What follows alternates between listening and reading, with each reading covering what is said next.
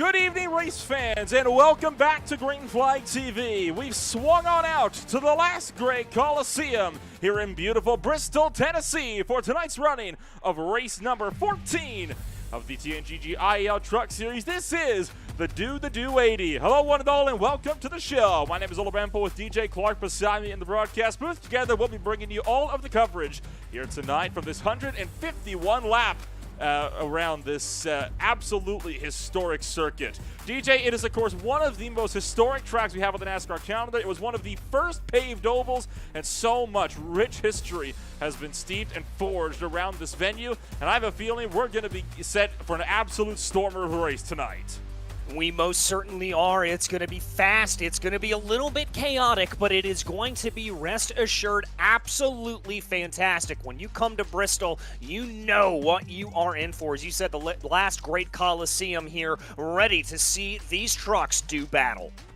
And as we get set to do battle around this absolutely fantastic venue, we look down to the championship order. Christopher Howell continues to lead the way in an AJM 1-2. Still 62 points clear of Brad Slagle. Aaron Raymond has been stating, though, he is very much eager to reel that points gap back in and still has plenty of time to do so. He sits 1 point behind Brad Slagle, running in that number 2 spot as it stands in the points championship. Patrick Hernandez fallen a bit further back, now almost out 100 points in the standings. John Walter Jr., of course, wrapping out the top 5 on what has so far been a relatively quiet season for that number 5 truck. But you look down to 13th, Brady Weileman running that number 2 AJM truck. He's got 2 wins back-to-back, trying to go for the hat trick here tonight. Yeah, let's see what he is able to do. Momentum breeds momentum, and that is true both in the course of the series and when you're racing around Bristol itself. It's not exactly the easiest way to get around here and try to slow these cars down, as we were talking about before everything got started. But, yeah, going to be very interesting to see if Howell's able to hold on to the lead. Didn't necessarily look as quick during practice, but now in qualifying, up in provisionally P3. With a lot of trucks already completing their qualifying laps, there are a few drivers that have still yet to put down times. I know Bill English, Alan Isaac, and Bill Hales all have not taken to the racetrack as of yet. We've got ourselves with about 2.5 minutes left here in qualifying. With nobody on track, though, we'll be able to take a quick step back, and we'll be back with your starting grid. You are watching, or you're about to watch, I should say, the Do 80 here on Green Flag TV. We'll be back in a moment.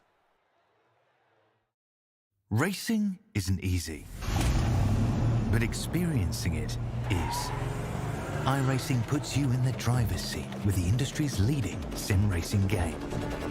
Drive on laser scan replicas of the greatest racing circuits from around the world. Go head-to-head against other drivers chosen by skill-based matchmaking to ensure competitive racing at every level. Compete across all your favorite series in officially licensed cars engineered to deliver the most accurate driving experience possible.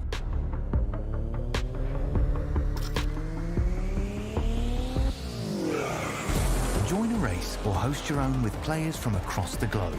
Race against the computer or in a league with friends. Feel the thrill behind the wheel. Visit iRacing.com.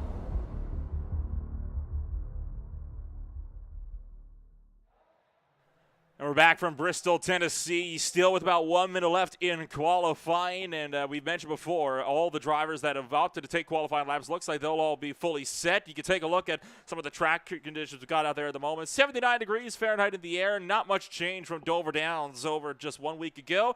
95 degrees on the racing circuit. I'd say that's about perfect track temperatures for the high banks of Bristol. Yeah, it really and truly is there. About 95 degrees, right about what we like to talk about in that Goldilocks zone, where the tires are going to come up to temperature in a nice way. Those Goodyear Eagles, absolutely perfect, and not going to be too cold where the car's going to have to be slipping and sliding and desperately trying to get those tires up to temperature. So should be able to get them in that operating window by the end of the pace laps around here, and we should be able to get going for the race right as soon as that green flag drops. We have got about 15 seconds as it stands in qualifying, and we have still seen no sign of English, Isaac, or Hales to take it up to the racing circuit. But now we'll be getting ourselves with this checkered flag flying over here in this 14th qualifying session of the season. Can a Brady Weileman go for the hat trick, or can Will you see a new driver up on top? Will Aaron Raymond reel in the points lead? We'll find all of that in a few seconds. But for now, here's how things are going to line on up here from Bristol Motor Speedway. It is going to be Brennan Gregg on pole position alongside Aaron Raymond by over a tenth of a second. Christopher Howell brings it up in third with Bobby Blowers in fourth. Julian Ballou is down to the fifth spot with Brad Slagle in sixth. Thomas Lane Jr. will round it up in the seventh position with RJ Buchanan in eighth. And DJ, it is Robert Amaro and Mike Allen to round out the top half of the field. Chris Gore going to be lining up in 11th there for Cyclone Motorsports, followed by John Espawalda Jr. in P12. Then in 13th, it's Dale Rapp and Casey Ellis flanking him. Greg Pillar is going to line up 15th with Joshua Jernigan in 16th. Robert Jordan lines up 17th with Bill Hales, Bill English, and Alan Isaac, rounding out your perfectly fielded field of 20. I always love it when there's a round number like that, especially if it ends on a 0, and there's no better number than 20. It's the size of a Formula One grid, but I'd argue the race we're going to get tonight a bit more entertaining as of what Formula One's been able to produce as of right now, as we'll be seeing these trucks fire off and around the race course behind the iRacing pace truck for not one, but 2 run of pace laps as we get set to go racing for 151. Pit stop range looking to be about 70 to 75 laps-ish. That is if we go green. I think the odds of that, though, are pretty slim, but they did go caution-free at Dover, so I'll believe anything at this point. I will as well, but Dover, a very quick track, but, well, it's not Bristol. Bristol, it is one of those places that is just absolutely ridiculous when it comes to speed, so I think we've got a pretty good indication that we will be seeing a caution flag flying before the end of the day, but as you said, been proven wrong before. Field works its way off of turn number 4. We take that 1 to go signal. All 20 trucks will be lining it on up, and we'll be ready to go racing here from the TNGG IEL Truck Series and the Do 80. And as Brennan Gregg will lead them around, we'll watch that pace truck pull down and in off of turn number 4. And these trucks getting set to turn themselves loose on what could be very well one of the more exciting races we'll be having over the course of the season. Pace truck's going to pull down in this time by. We're happy that you're joining us here on Green Flag TV for more Saturday Night Truck Series racing action. As the pace truck dives down and then we leave it in the hands of Brennan Gregg. Takes us to the restart zone. We're underway in Tennessee.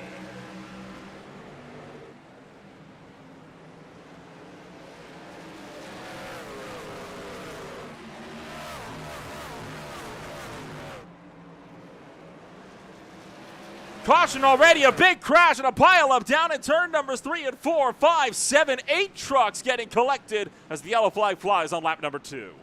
And that's exactly what we were a little bit worried about here. You and I were talking before the broadcast that there's a real possibility if you get a stack up, especially early on in the race, that drivers just aren't going to be able to get themselves into position to counter it.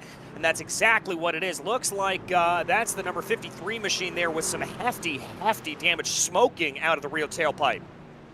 KCL is out of Mount Carmel, Pennsylvania. Luckily, they do have that one quick repair, but this is not what you want to see, having to use that fast spare in the early stages, right? You want to be able to save that for later down the line.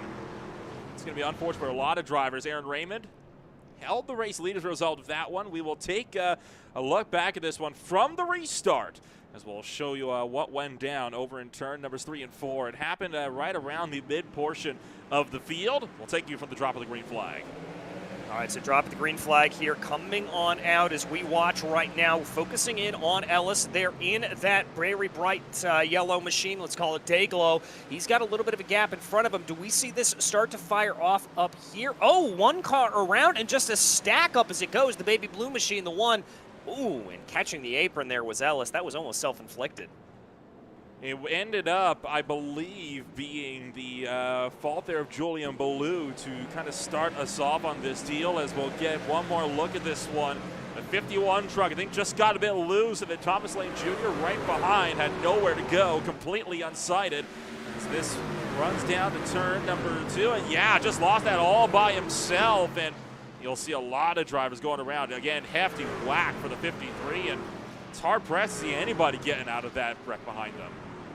Yeah, very much so. I mean, remember, this is Bristol. You're not talking about the widest of margins here on the side of the track. It can certainly come out to catch you if you're not careful, and I think that's exactly what happened there to a number of those drivers. But now as they cross back over the start-finish line here at this point, yes, indeed, lights out on the iRacing pace truck. We're going to get back to action. That's the good thing about short track racing. The cautions, very, very, very quick, but you don't waste too much time behind the yellow flag here in this one. We'll see if we can't get an official first green flag lap in the books, as we didn't even complete one trip around this high-banked half mile on that last time by. Aaron Raymond will be the one to lead us down and around. We'll go through 3 and 4. And Brennan Gregg, this time in a reversal of the front row, starts on the outside. Can Raymond hold on, or will Gregg try to fight back on the restart? Pace truck is in.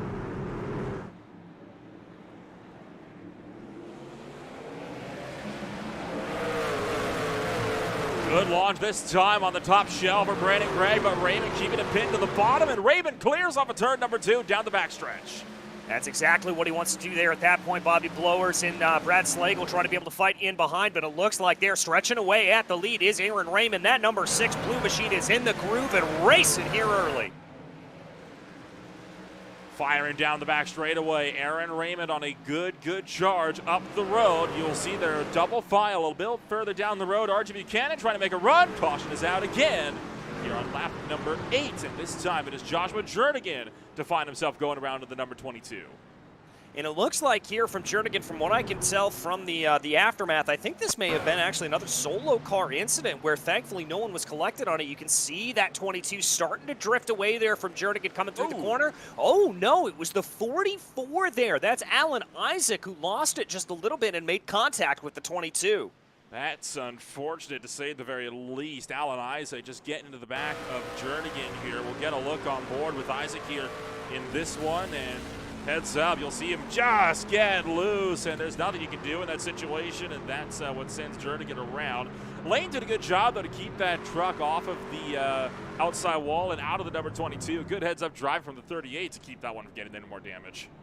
Yeah, very good heads up there from him to make sure that everything was absolutely straight and pointed the right way. It could have been a lot worse, it has to be said, so good way to be able to run that there for them.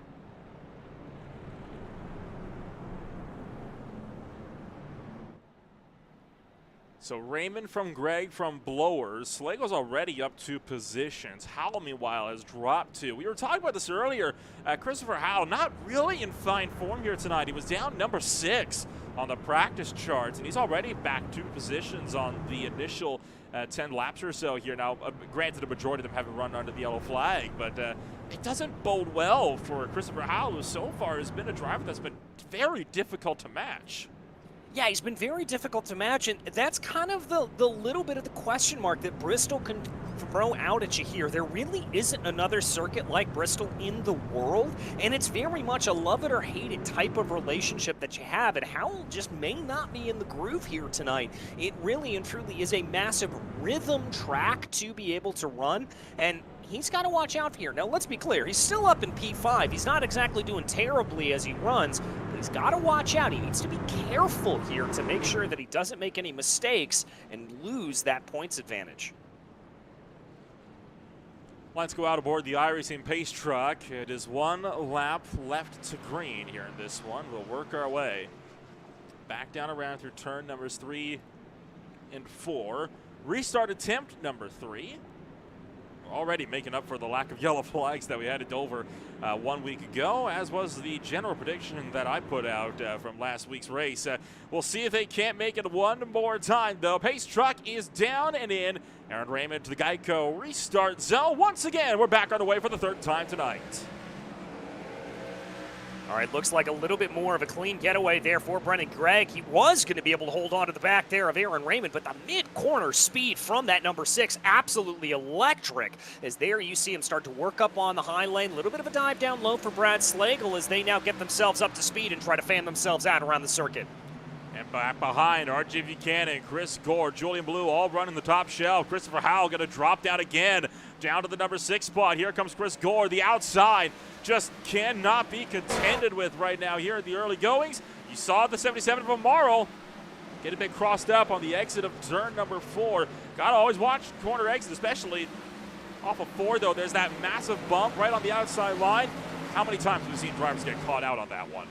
No, we've seen it more times than I can count, let me tell you. As we watch here, the number 77 trying to roll that low line, Robert Amaro, just trying to make it work a little bit. Also looks like getting pinched down there is going to be that number 1 machine of Christopher Howell. The low line here just not working out. I think the tires are too grippy. The track is too perfect right now. So the high line is the place to be if you can stick it up there and be able to make it work. Don't want to be running low here early on.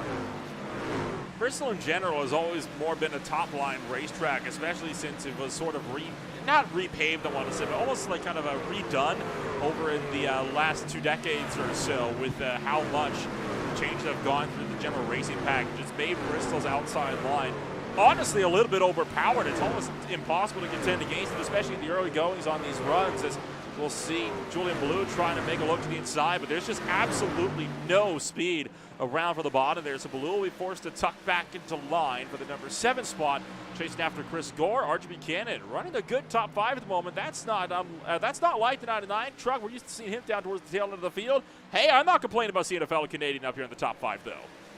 No, I wouldn't be either. He's running a good race here at the moment, just keeping everything together, not pushing too hard, and frankly running the way that he needs to be running in a good heads-up fashion here early on. So there we follow on Ballou right now in that sort of teal machine. Gore trying to close in behind him. Gore trying to roll some speed up on the high side. Not exactly working here at the moment, because now we're going to focus in back on the battle for P2, because this is starting to look a little bit electric. Brennan Gregg trying to keep Bobby Blowers behind. Aaron Raymond, meanwhile, pulling more and more of a cab up towards the head of this field, and it's not going to be long before I think we're going to be seeing Slagle get a bit more impatient behind. In fact, he is. Once again, this team trying to go for their second 1-2-3 podium lockout in a row, but right now they need to get their drivers up in 3rd and in 1st as it stands. You got Aaron Raymond up there, but of course Raymond, one of the drivers from a rival team, so they're trying to see if they can't go to work and at least make it a 2-3, but right now Blowers is making that one difficult. Yeah, Blowers really and truly making that truck here as wide as possible, searching for grip absolutely everywhere that they go, and trying to be able to get something to play out here. Now it looks like Blowers going to try to roll the high line a little bit, but that could open up an opportunity here for Slagle. Nope, Slagle's going to poke it back in the line here as they come down into 1 and 2. Trouble in turn number 3. Yellow flag is out for the 3rd time tonight as we have another crash over in that 3rd and final corner. Joshua Jernigan torn up again on the front side. I believe Thomas Lane Jr. possibly with some damage. Mike Ellis is involved. I believe potentially Casey Ellis. Mike Allen and Casey Ellis both potentially involved in this one as well. We'll go back to the replay. Right there as the smoke clears away, we're going to be watching here on that number 60. Now that's Mike Allen, the 86 down to the inside. Oh, just a miscommunication there, and that's what puts the 86 under the wall of the 22. Unfortunately, a hapless passenger there into all of that, and that is not what you want to see here. And that's the kind of stack-ups that you can get at Bristol with the absolute speeds that you're running around this circuit.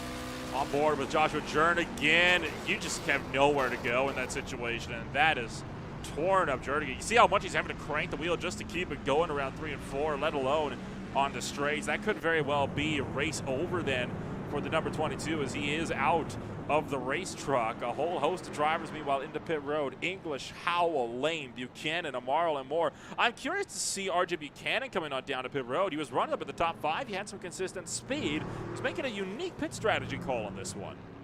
Yeah, I'm a little bit confused by that as well. I completely and totally get if you're farther back in the field opting to go on a little bit of an alternate strategy, but if you're running up at the top, why would you risk all of that? But RJ clearly has something underneath him, although I gotta say, long pit stop from RJ there, about 32 seconds. That's a very, very long pit stop.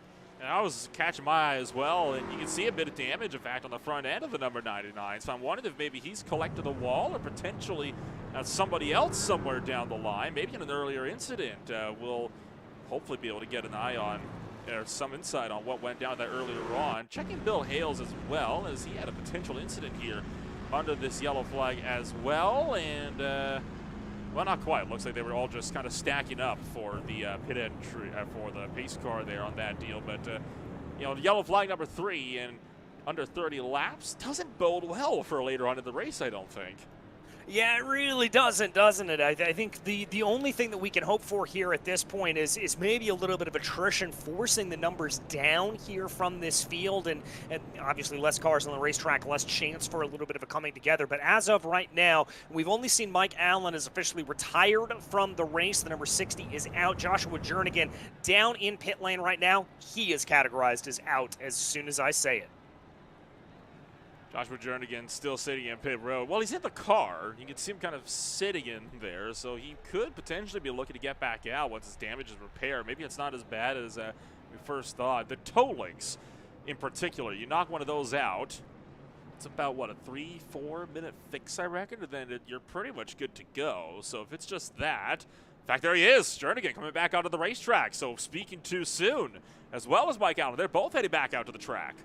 All right, I love to see that. It was showing up on my timing and scoring is out, and I love it when we're able to get some more competitors back out onto the circuit. Now, they're going to be quite a few laps down here, as you can imagine. Jernigan going to be 3 laps down. Allen only listed as 1 lap down from what I can tell. So not that hard for Allen to try to make back up, but Jernigan's going to have it all to do here.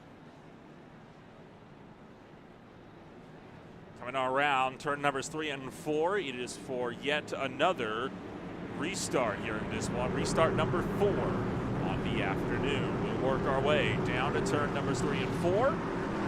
Aaron Raymond will fire his way around. Green flag is back up in the air. That was a good jump there from Brennan Gregg, but Raymond he had to check himself up a little bit because Raymond was able to get the jump off of the line a little bit timed differently. That's going to put Gregg back into P3, as now it looks like Bobby Blower's going to be looking up on the high side trying to roll some momentum. He's got some great speed there in that number 71. Blower's trying to find the top of Brennan Gregg. No room. He'll tuck it back in line. Ryan Slagle runs number 4 just behind. So once again, Blower's locking out that final podium position as we continue to very gradually tick these laps away. Joshua Jernigan back down to pit road. Caution flag. He is out. Hard hit to the inside wall for Bill English. Yeah, that's a little bit of a strange one. He is far, far down the field here at this point, so I'm not entirely sure what happened to Bill English there to bring that flag out, but we will have to see. I wonder if he maybe just got a little bit squirrely coming off the line, and that's what threw him off. We'll get a chance to look at this one here. He's right behind the 44. You can see Mike Allen right behind him. And, oh, he got run over on corner exit. And that's what sent him face first into that inside wall, as Mike Allen just didn't leave him with a whole lot of mercy on that deal.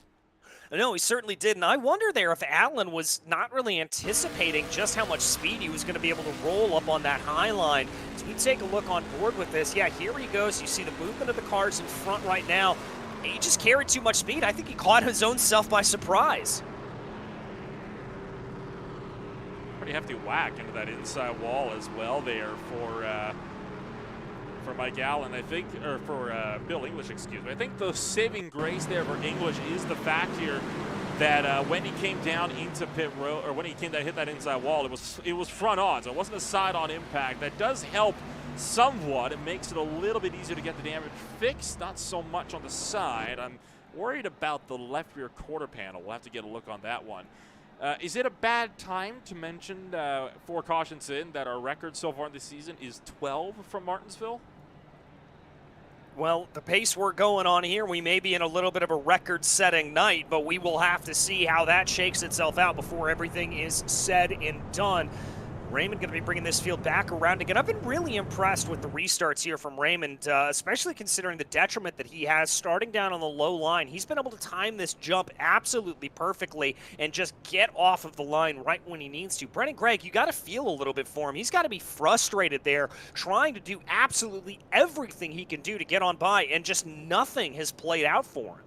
Raymond's good on the short run game as well. We've seen that time and time again throughout the season, and at the moment, these short runs are right up his alley. He has not had to make a pit stop yet. In fact, nobody above 11th place has made a stop as of right now. You see Thomas Lane Jr.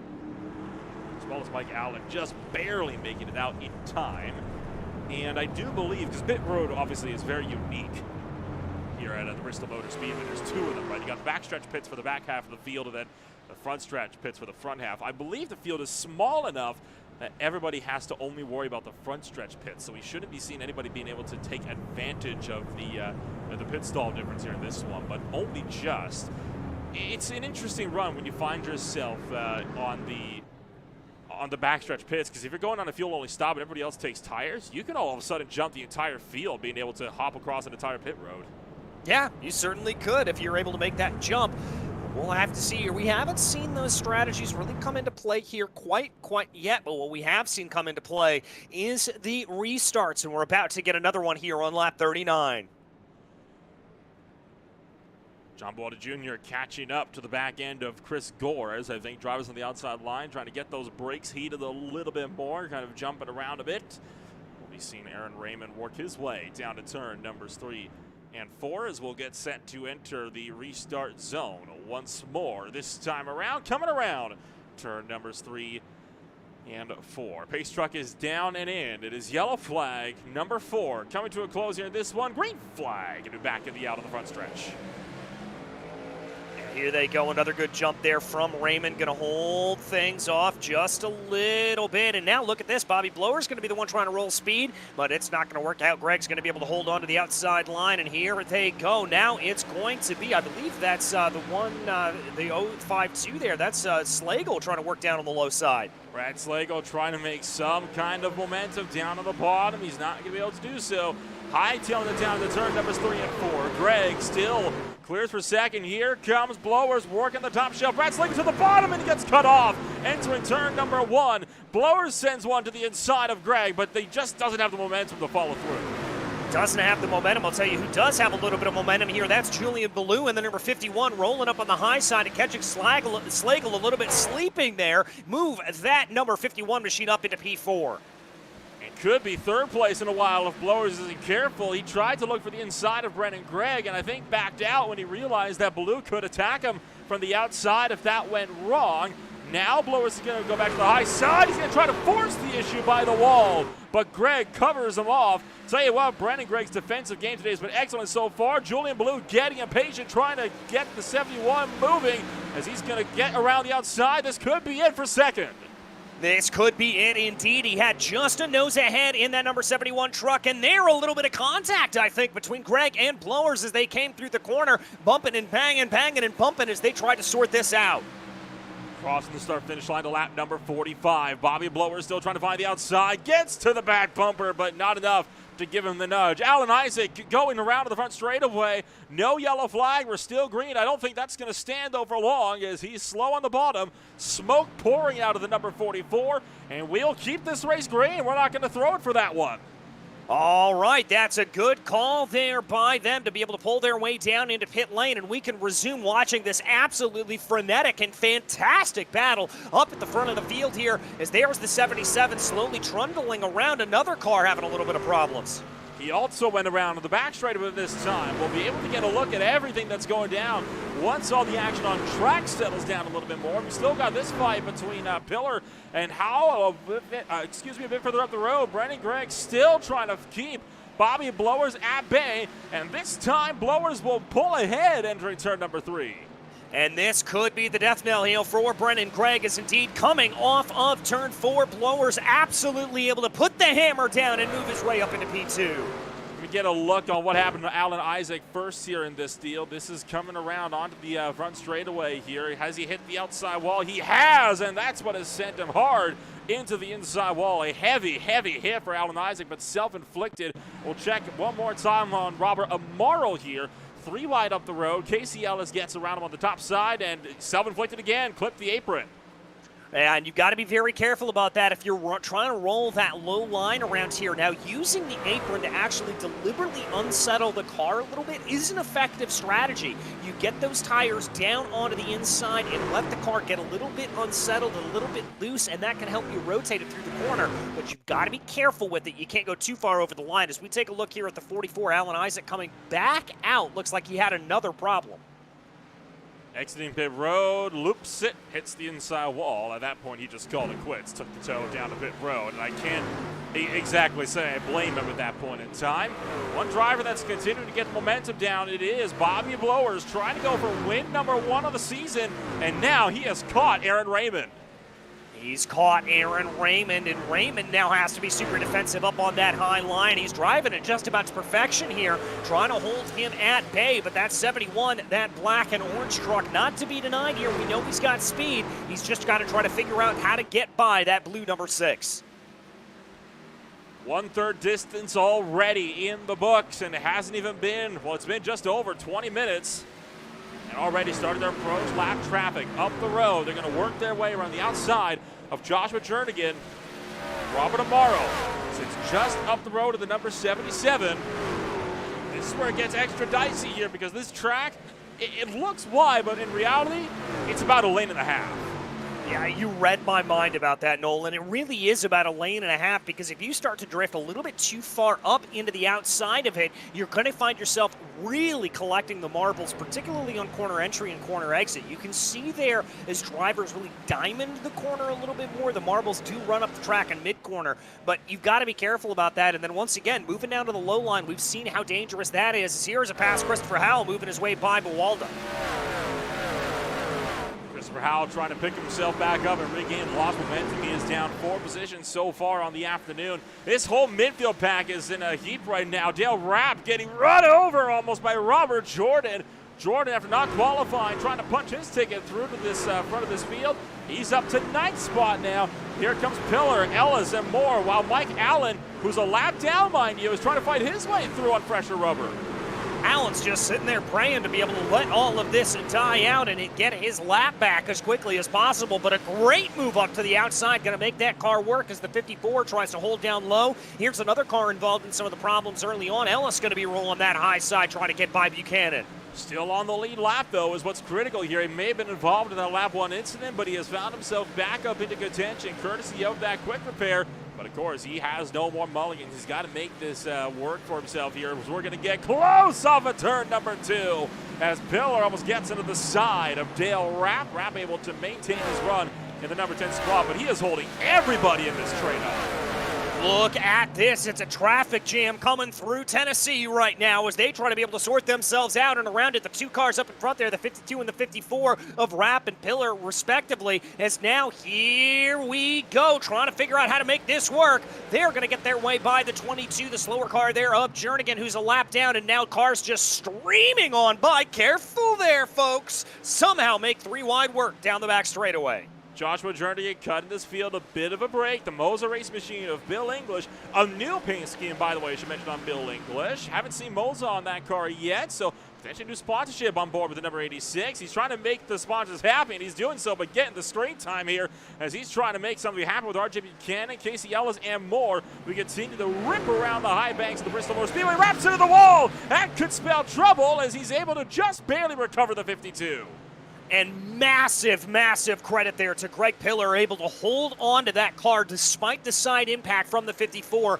But I got to tell you what here, Nolan, I'm loving what I'm seeing out of Casey Ellis. He is roaring around that high side, and that Dayglow machine looking very, very quick.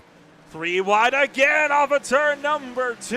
This time it is all with cars for position. Jordan, Pillar, Buchanan all dogfighting with one another. They're slowing everybody down as you've got about 9th all the way back to 16th. All in one big field here. This one, it almost looks like a Super Speedway version of a short track here.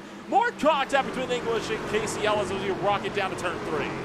Yeah, I think Ellis got a little bit squirrely there coming off of the corner, and English did, and Ellis just caught the brunt of it, but he's going to roll back on the high line. Now he's going to have himself a little bit of a problem there, is the lane that he's been picking to go most of the time there is occupied by Greg Pillar, and so he's going to have to try to figure out a way to get on by. But the one thing that I will say that Ellis will notice, as well as I have on that orange 54 machine, there is damage to the rear of that truck. That's going to affect the high-end speed. That's going to create a little bit more drag on the car, and that could help Ellis get on by if he's able to get a run. We'll be able to get a look on some of that damage here as we're going to rotate things around. You can just barely see right on that rear end there of Greg Pillar. You can tell it's busted in a little bit, and you're right, that is going to cost them something fierce here in terms of pace. Gotta hope that it's going to be enough, though, to keep Casey Ellis at bay. Ellis, of course, trying to fire his way around the outside, and Pillar almost leaving the door open that time through. Instead, though, Thomas Lane Jr. will rock it for the bottom when Ellis couldn't take advantage. Good heads up there for Thomas Lane Jr., just recognizing an opportunity and absolutely sending the car where he needed to go to see if he can get that run. The problem here is, once again, well, not anymore. I was going to say the High Line's been dominant, but there you see the 38 saying, anywhere I can go, I'm going to be quick. Greg Pillar losing the bottom lane as here goes Aaron Raymond as well as Brennan Gregg. Your race leaders fighting their way still through a bunch of lap traffic. Meanwhile, Archie Buchanan and John Bualda Jr. and more still caught in the fray here, coming off of turn number 4. We're approaching halfway quite rapidly here. We're also side by side for the number 3 spot. Bill Hale's trying to work to the podium. Yeah, I've been noticing Hales climb up through the field here. R14, currently your biggest mover of the day. It's been slow, it's been methodical, but it has been an unmistakable rise as we've got a yellow. Yellow flag is out, and it's a big wreck over in turn number 2. Brad Slagle has found the outside wall, and whoa, I thought that was an actual truck for a second as the pace truck says sayonara and tries to give a wheel and modified car a run for its money around the High Banks Bristol Motor Speedway. I don't believe Slagle will have lost a lap, but we're going to be seeing here everybody looking to hit pit road. Yeah, I think that's about right. We were saying here that drivers would be able to do between 70 and 75 laps if things stayed clean and green. Well, clearly they haven't done that. As, we've got a little bit of an interesting situation. Bill Hale stopped on the entry to pit lane as he came in. I wonder if that was a situation where he was being marked as behind another car in front of him and had to wait to come down into the pits. Otherwise, they would have gotten a penalty. It wouldn't be the first time seeing something of that nature go down. We'll take a look at this one here. Of course, remember, TNGG has a very strict policy of not clearing iRacing delivered black flags, so I think that may very well have been the case. I think it might have been a lap car. You see him get going right after Archie Buchanan goes by, so I think you're right. That's exactly what that ended up being there. We'll take a look on what we're down with Brad Slagle here. It's right behind Dill Rapp. This is for position. Slagle shoots for the bottom. Oh, contact and a heavy hit to the outside wall. And then let me guess, Chris Gore, nowhere to go. Nowhere to go there for Gore. You got to feel a little bit bad there for Slagle. With the tires as rough as they are coming around the circuit like that, it's certainly a situation where you may not have all the control of the understeer coming off of the corner. And yeah, here you go. Look at that full steering lock, trying to get out of it as much as possible and just not able to make the run. Get another look at this one here. This is coming into turn numbers 1 and 2, and I think Slagle just tracked a bit further up the track than I think Rapp was expected him to, and it just hooks him big time into the outside wall. That is such a heavy, heavy shot as well, and you can tell Gore locked the brakes down. The caution didn't come out until Gore was already fully committed to the line. You saw when we were on board, you could hear him kind of hesitating on the throttle just that little bit because you could see the smoke, and he was wondering, well, is there a car there? There's no caution, so he must be gone, right? I think that's a fair assumption on a blind corner like this. The yellow flag comes out, and he had immediately locked the brakes down. Yeah, very much so. And this is one of the situations. Bristol is one of the unique tracks where running in VR on an oval setup is incredibly important. Because of the high banks around here, you're not going to be able to see vertically in your truck farther up the road as much as you'd like to. However, if you're running in virtual reality, you can kind of lean your head forward, crane your neck a little bit as you're coming through the corner and be able to check it. So one of the drawbacks here of running in even a triple screen monitor, you're not going to get that verticality that you need to necessarily check it out through. One of the limitations of racing here on the sim. So we get set to go back to green flag racing. We are just over halfway home, and quite fittingly, we've got just over half the field. One lap down. iRacing pace truck going to pull into pit road, and we'll go green for lap number 81. Back up into the air for the do 80. We hightail it down to turn 1.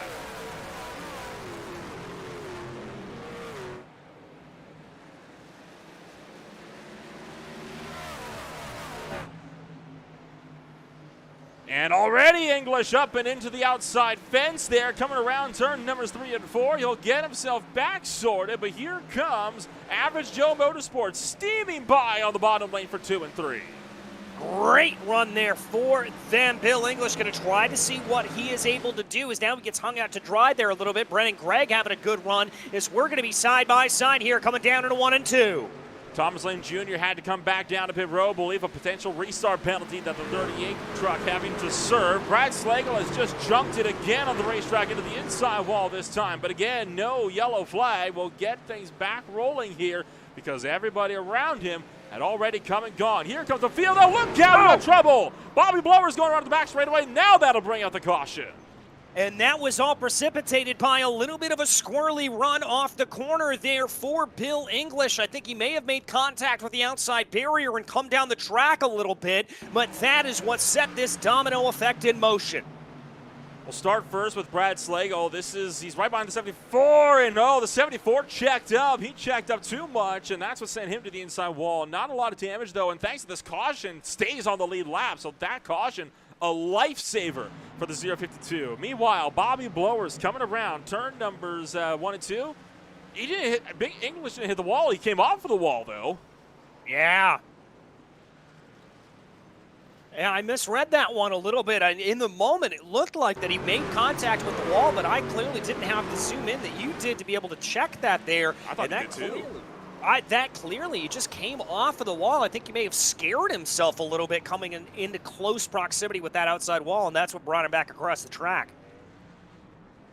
Get a look on board with Bobby Blowers, who was right in the thick of all of this mess and just gets hooked into the outside barrier. Dale Rapp took a hefty whack to the inside wall, and unfortunately just getting collected right at the hitch again. On board with Rapp, listen in, this is going to be a heavy hit.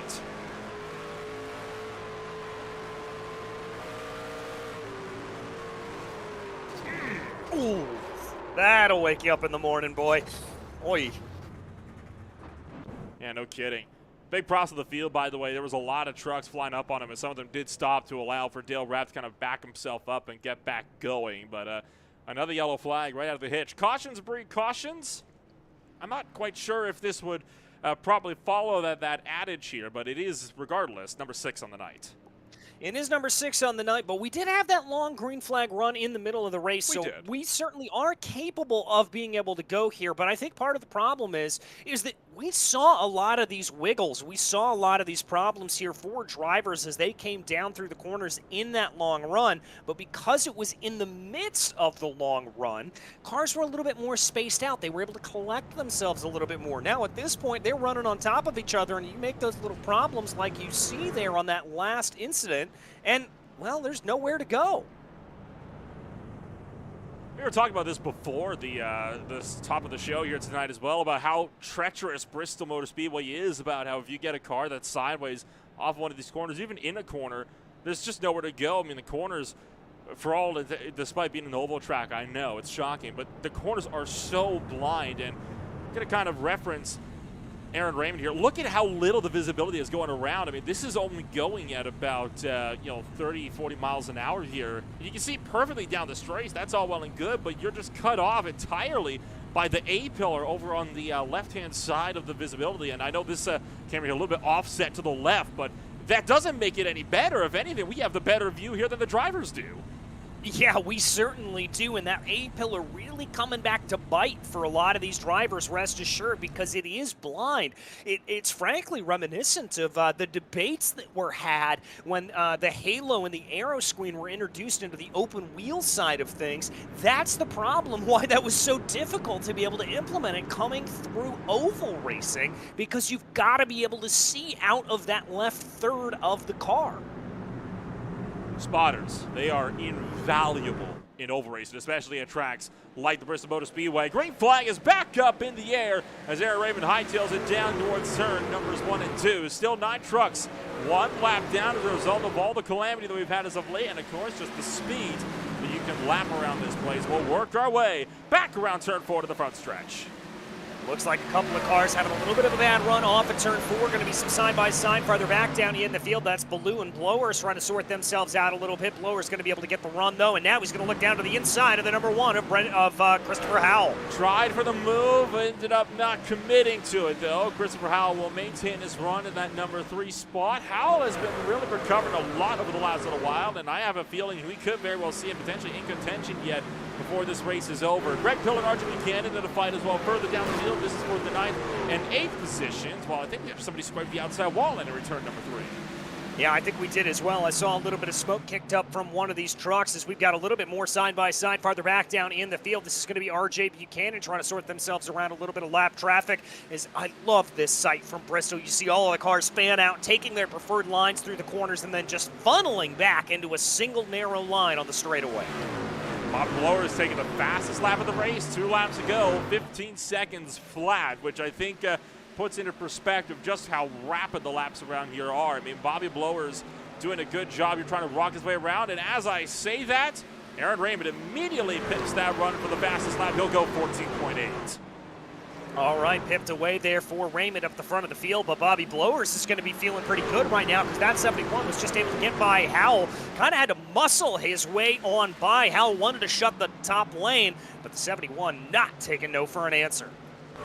Saw a bit of smoke around the turn 1 area. We'll see if we can't get an eye on potentially what caused that smoke. It looked like someone, oh, we did have a spin. Mike Allen way at the back of this field has gone around, and this was no yellow flag here, but we'll be able to at least get a look and see what happened. Just stacking it up and got run over by Joshua Jernigan. Yeah, got run over, and I think that's some good heads up there from the 60 of Allen. Kind of recognized what was happening, brought the car down to the apron as quickly as possible to avoid any yellow flag from coming out, so good credit there to them. And we're going to allow for this battle right now for the final podium positions to keep playing itself out, because I'll tell you what, it's fantastic. Greg, Blowers, Howell, and Ballou so close together you could throw a blanket over them. Aaron Raymond is caught up to Mike Allen up the road. We're about to get Mike Allen going one more lap down. Raymond forces the bottom. He'll lose about a 1/10 of a second, but it's not going to matter too much if these guys keep fighting it out the way they are, and they're showing absolutely no signs of slowing down anytime soon as we rocket back down in towards turn numbers 1 and 2. Yeah, they're going to keep working their way around through the corners here at this point. Allen doing a fantastic job just staying up and out of the way, as you said. Looks like there that 71 of Blowers was able to carry a little bit more speed coming through mid-corner, but may have lost it a little bit at corner exit. That's going to be the battle for me here at this point, that battle between 2 and 3. Is he going to be able to catch Brendan Gregg, and what does Howell have to say about any of this? They're going to have to work their way around more lap trucks, though. This time it's Chris Gore down to the bottom. They're going to fight their way around, and this is, I think, where everything really starts to kick off, is how do you want to play your cards around all of this lap traffic. As Christopher Howell will try to put inside of Bobby Blowers. They have some clean air for now, but that's not going to last forever. No, it's certainly not, and it's going to go away quicker than I think they could even imagine here at this point as things just continue to ramp up as we get closer and closer to that 151 lap mark. Good run off of the line there for Blowers. He's going to try to roll a little bit more speed here on Brendan Gregg, but he loses it at corner exit. And just as I said, Christopher Howell now going to try to take advantage down to the inside.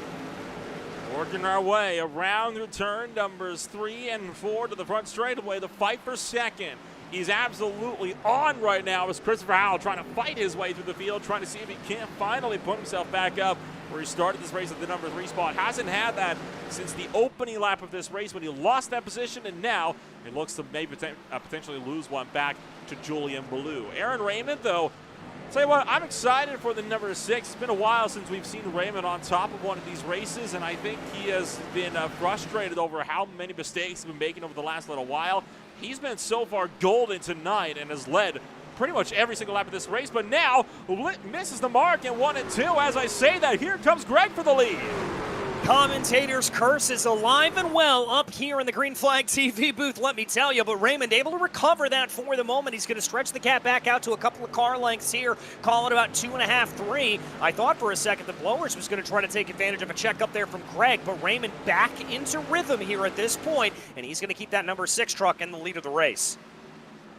Commentator's curse, you mentioned alive and well. So it's just an average day in the Green Flag TV broadcasting booth. I've got a streak going with that as of right now, and I'm sure a lot of drivers would like to have a say in that. In fact, Raymond told me before this race, whatever you do, keep my name out of your mouth, because whenever you mention me, I seem to make mistakes, and right on cue. We had another one just a few laps ago. But now, going to get himself back sorted, and he'll start to pull away once again as Joshua Jernigan lets this field by from the top. Brendan Gregg, Blowers, Ballou, and Howell still showing no signs going anywhere anytime soon. This is right now the biggest battle we have on the racetrack.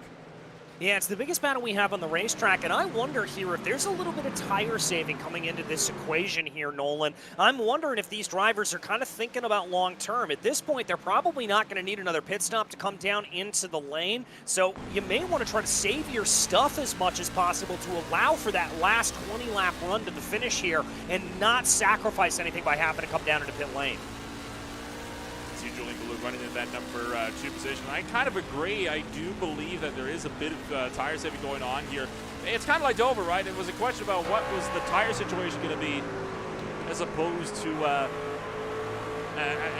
excuse me, the fuel question. Especially in a short track, though, it's always more about the tires in the field. So you can go so much longer in terms of lap numbers on the fuel. I don't think that's going to continue to be the case, though, as we work our way deeper into this season. Obviously, we go racing next week over Charlotte Motor Speedway for 100 laps. And I think at that point, we're going to be seeing a lot more drivers, a lot more concerned about fuel, and we'll be back to our regular 3 to 4 stop program. Yeah, I think we will as well. Dover and Bristol, a bit of outliers here. Boy. Aaron Raymond, you saw getting close and personal there with the number 52 of Dale Rapp. They banged doors coming off of turn 4. Yeah, and that's not what Raymond wants to have happen here. He needs all of this traffic to be utterly compliant. Yes, he does have a good gap up in the front of the field, call it about 6 car lengths in between himself and Brendan Gregg, but he needs the rest of these lapped cars to be utterly compliant when he works his way around. He cannot have them throwing him for a loop. Dale Rapp checking up this fight for 2nd, 3rd, 4th, and 5th as 2 and 3 get by, 4 and 5 still a bit more pinned, and now Bobby Blower's going to try to hound Brandon Gray. Now they doesn't have to worry so much about Julian Ballou right behind. And again, they are catching Aaron Raymond because he is still trying to fight his way through lap traffic, but traffic giveth, traffic taketh away. We're going to split him 3 wide down in towards turn numbers 3 and 4. Oh, and the 71 there, Blower's having to massively check up his momentum on Robert Jordan as he came down through the corner to prevent himself from running into the side there of that number 74 truck, and that is going to allow him on through, but now he's still got to deal with more as this is an absolute gaggle of lap cars they're having to get their way around. Through to turn numbers 1 and 2. This is going to continue, I think, be one of the talking points in these last 30 laps or so if this goes green, is how much this lap traffic could get in the way. All of a sudden, we've gone from about having every one of these drivers under about 4/10 of a gap to there being at least that much between each individual driver because of all the lap traffic that's been caught up and put into play of this race. You take a look at the track map, you can see about half the field clustered up on one half of the racetrack. Yeah, and that's going to be just absolute bad news for the leaders of this race as they try to navigate their way on through. We watch right now as Bill Hale's taking a little bit of a look down to the inside of Julian Ballou. How the mighty have fallen. Ballou was up in that conversation for 3rd a little bit earlier, and now he's going to find himself slipping down to 6th. Oh, maybe not as he fires back around the outside. Ballou may be going down, but he's not going to do so without a fight as he tries to work that high lane, and he'll punch a hole around the outside of Bill Hales and keep that 40 truck from being able to work his way back up to the top grouping.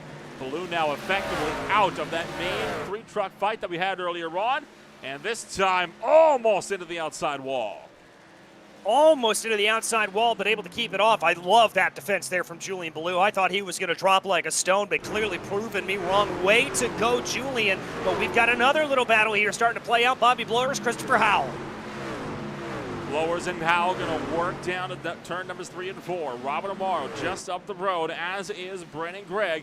And Bobby Blowers almost scraping the outside wall that time through. That might open up the door for Christopher Howell here in a hot minute here. Once they catch up the lap traffic, you saw the bottom of the screen, Aaron Raymond struggling again with lap cars. But at the moment, nothing to worry about from behind as it's holding the other guys behind.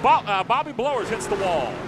Bobby Blowers into the wall. Is that going to open up the opportunity here for the number 1 truck? It doesn't quite look like he's able to get it, but they are going to have a little bit of lap traffic that they're going to have to deal with up ahead of them. Amaro, Bawalda Jr., and Slagle all coming up right now. Every truck you see on screen has been involved in at least one wreck tonight. Save for, I believe, Bawalda still is a completely clean truck. Of course, correct me if I'm wrong on that one. There's been so much that's gone down. What a surprise we have one may have slipped my mind here or there as they'll actually make quick work of Slagle around the outside. And I think because there's an AJM teammate in this, Lego was a bit more inclined to let them go easy. Yeah, a little bit more inclined to just let that slip on by and let things go along. But I'll tell you who's not letting things slip on by. That's the number 5 there, trying to hold along the high side.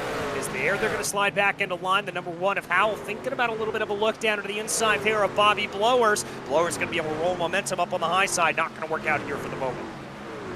It's the battle of Bristol, isn't it? Try to run the bottom. The outside is pulls clear every single time. That outside line does not care how much of a run you get along the bottom. It will punch back with a more powerful run around the outside any day of the week. But it makes the racing around Bristol so entertaining to watch because you usually don't see a lot of multi-group racing to this extent here. As Robert Jordan getting to the outside wall at the tail end of shot, but he's able to get himself corrected without any incident. Yeah, he's able to get himself corrected and keep on going here at this point, so that was a little bit lucky. A little bit more side-by-side here, farther up in the field, as that is Pillar trying to be able to fight off R.J. Buchanan, a couple of names that we were calling up at the pointy end earlier on in this race. We've seen them kind of switching around a little bit more in the last little while. I know Chris Gore has also gotten by Josh Jernigan has gotten by Chris Gore earlier on. That was for the number 18 spot, but further down the field. And here is Aaron Raymond, the race leader at the moment, trying to work his way through. And the 27 truck, Brandon Gregg, still hot on the 6's heels. And at the moment, these guys aren't willing to let him through as easily because they're fighting for a spot of their own. Well, and that's one of the problems here that I think Raymond is going to start encountering as he laps more and more cars, finally able to get by the 54th there at that point, is they don't want to give any sort of quarter here because, as you said, they're locked in their own battle, and getting off to the line, it doesn't just cost you time at that point, it'll cost you points, it'll cost you positions.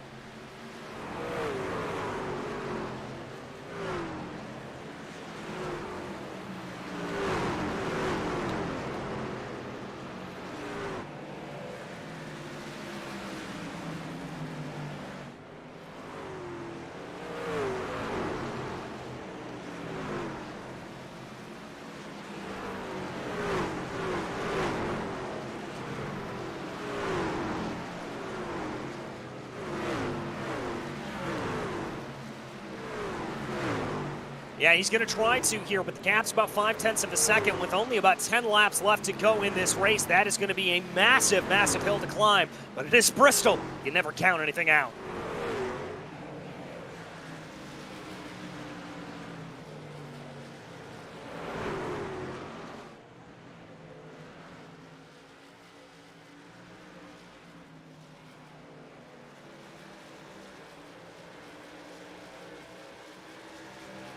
Maybe a little bit of a tap, maybe a little bit of a how you doing, but they're both going to be able to get through the corner nice and cleanly as now Greg's going to go, or Blower's rather, going to go way up to the high side there, maybe even getting into the marbles. I thought that was going to be an open door for Christopher Howell, but Howell just not able to capitalize.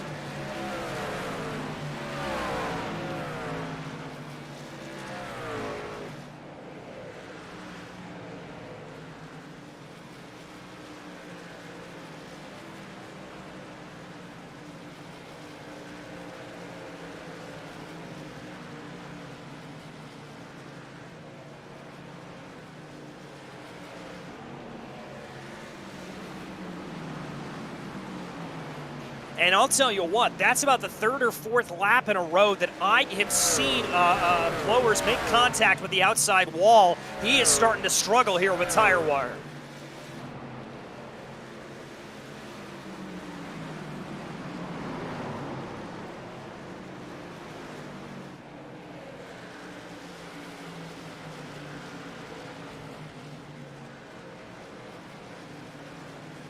Almost ended in disaster, and that's going to be heartbreak there for Christopher Howell. Probably going to lose out on a chance here to be on the podium, but I have got to commend Howell massively for being able to keep that truck locked down.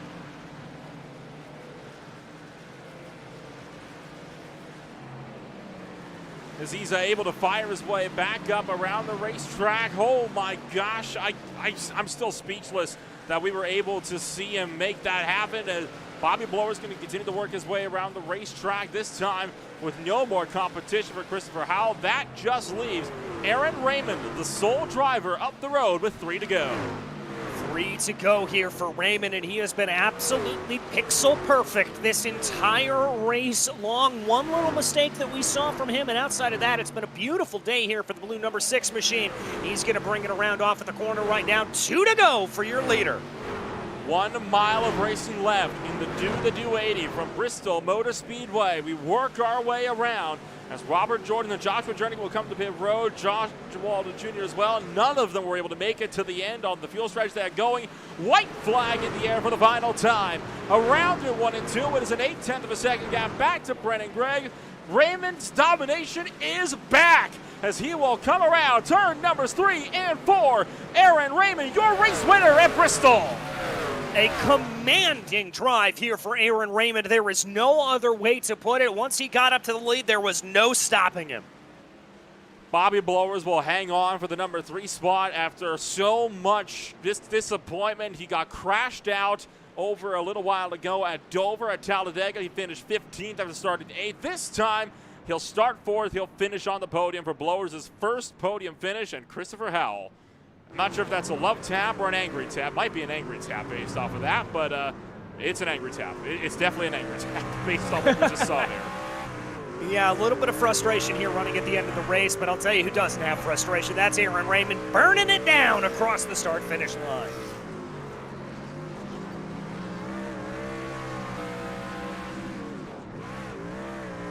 And as Raymond will continue to celebrate from Bristol Motor Speedway, we will take a rundown of your official post-race results here after an absolute barn burner of a race down at the Bristol Motor Speedway.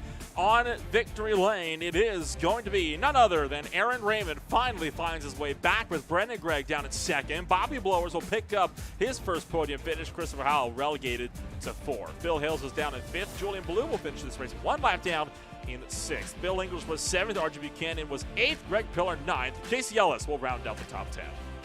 In 11th, it was Brad Slagle, followed by Dale Rapp. These are both drivers down multiple laps here at this point. Mike Allen, 13th. Thomas Lane Jr. in 14th. Robert Amaro in 15th, followed by Robert Jordan and John Bawalda Jr. Then we get into some of the drivers that had a really rough day out there. Joshua Jernigan in 18th. Chris Gore in 19th. And Alan Isaacs down in 20th position.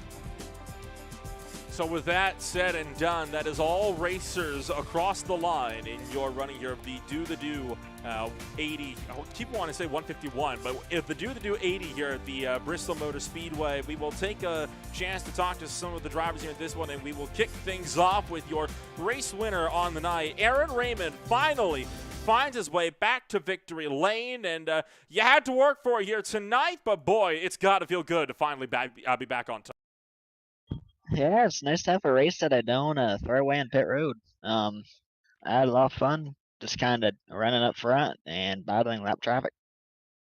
So kind of walk us through how this race went for you. Obviously, you were able to fight the win for the most part up in front, but you're able to drive away from these guys on the restarts. All of your side-by-side battling came with all of the lap traffic here at Bristol. Yeah, the funny thing is I wasn't really even pushing. I was just saving my stuff, and long runs I just drove away from them.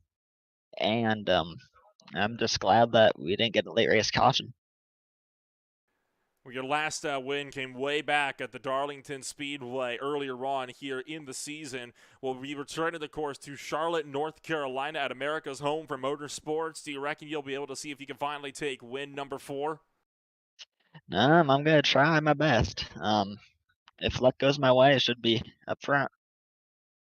Well, we'll hope you'll continue that charge up at the head of this field, and we'll hope that you'll be able to get yourself on an absolutely amazing drive over at Charlotte Motor Speedway and give us all the entertainment we're hoping you will over later on in the season. For now, congratulations on the race win here in Bristol. Thank you. That's Aaron Raymond out of Highgate, Vermont, joining us up here in victory lane. We'll move things on down to the number 27 car, still one shy of the victory lane here today. DJ Clark, you're standing by with the runner-up. I am, Brennan. A great run out there for you. Looked like at a couple of chances you had the opportunity to be able to get by Aaron, but just eluding you here looks like a little bit at Bristol.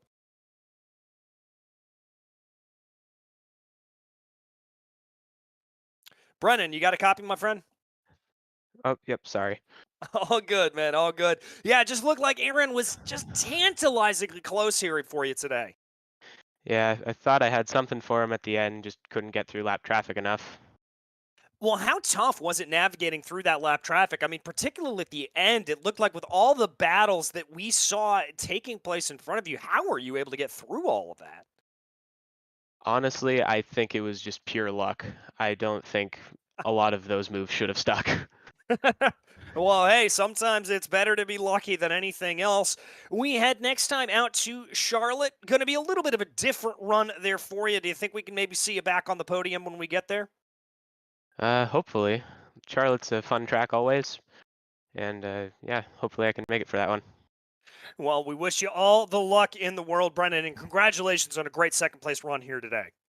Thank you. That was Brennan Gregg joining us up here, second place on the podium. We'll see if we can't get in touch with Bobby Blowers down from the slightly talented drivers pits down in third place. And I'll say slightly talented drivers. How about very talented drivers for Bobby Blowers as he'll take this one home. Number 3 on the podium. Bobby, after so much disappointment earlier on, you finally get your first podium of the season. I don't think Christopher Howell was too happy with you holding them back the way you did, but boy, were you able to ever fight him off and take a good third place here in this one. Yeah, thank you. I think it was mostly just being able to get through traffic a little bit cleaner. There's just a couple moves that I made that were a little risky going 3 wide there a couple times, but glad I made it through and glad I was able to take my first podium this time out.